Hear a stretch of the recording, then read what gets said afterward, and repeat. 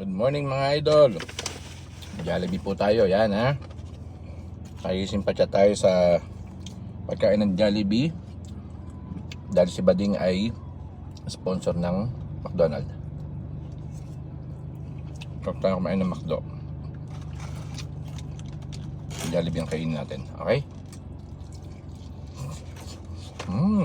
Sarap. At masarap pa rin to kahit sa McDo.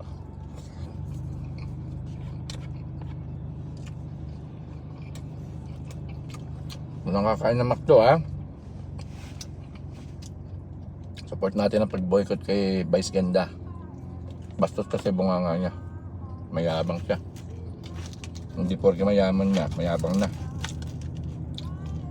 Saka may mga pagpatatawa na may binabagayan. Hindi yung makapagpatawa ka lang kahit alam mo si Duterte nakakulong.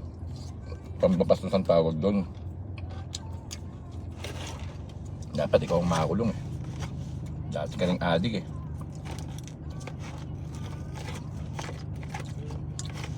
May kaso ka pa nga doon dati sa drugs na nakita ko sa YouTube eh, sa Facebook.